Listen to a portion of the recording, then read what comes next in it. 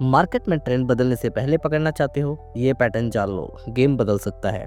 Basically इस pattern को हम रिवर्सल पैटर्न भी कहते हैं और ये एक मेजर पैटर्न माना जाता है जो मार्केट को रिवर्स करता है। तो इस पैटर्न को हम basically spinning top candlestick pattern कहते हैं, जिसके अंदर हम अगर बात करें तो इसके अंदर स्मॉल बॉडी होता है और जो इसके विक की साइज़ होता है वो डबल होता है बॉडी के मुकाबले, ठीक है।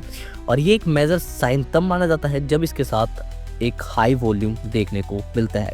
जैसे कि मैंने ऑलरेडी यहाँ पे दो स्पिनिंग टॉप मार्क कर रखा है। जैसे अगर आप अप ट्रेंड में देखोगे तो एक ये स्पिनिंग टॉप है और एक डाउन ट्रेंड में देखोगे तो ये है।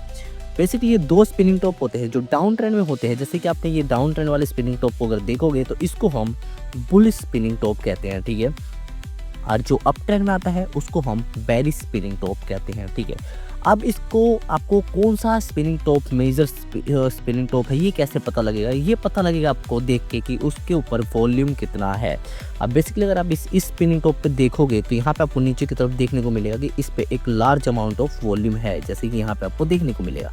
और इसी तरीके से सेम नेक्स्ट डाउन ट्रेंड वाले भी स्पिनिंग टॉप पे देखोगे तो इस पे भी आपको एक लार्ज अमाउंट ऑफ वॉल्यूम देखने को मिलेगा।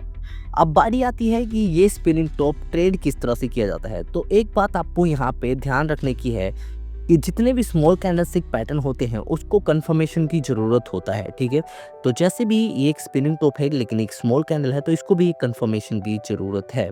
अगर मान लो इसी कैंडल को अगर ये कैंडल की अगर हाई क्रॉस होता है तो मतलब क्या है कि ये ट्रेंड अभी नीचे की तरफ नहीं जाएगा, ये अभी ऊपर की तरफ कंटिन्यू करेगा। ये अगर अप ट्रेंड में स्पिनिंग टॉप आ रहा है और अगर उसका लो को नहीं तोड़ा, उसका हाई को तोड़ दिया, जैसे हमने हाई को मार्क किया, तो अभी ये स्पिनिंग टॉप मतलब ये आगे भी ट्रेंड अभी इसका स्ट्रॉन्ग है और कंटिन्यू करेगा। और मान लो अगर ये अप ट्रेंड में ही इसका लो को तोड़ देता है, जैसे अभी अगर निफ्टी को देखो अगर इसका लो को तोड़ता है तो मार्केट के अंदर हम एक नीचे की मूव को एक्सपेक्ट कर सकते हैं, एक अच्छे खासे नीचे की मूव के लिए, ठीक है, जो एक ट्रेंड को रिवर्स करता है। तो ये तो हो गया बेरिश स्पिनिंग टॉप की बात। अब सेम होता है बुलिश स्पिनिंग टॉप के बाद। अगर मान लो एक स्पिनिंग टॉप बना अगर उसका लो तोड़ देता है अगर नीचे की तरफ, तो मतलब क्या है कि अभी वो बेरिश ट्रेंड और भी नीचे जाएगा, ठीक है।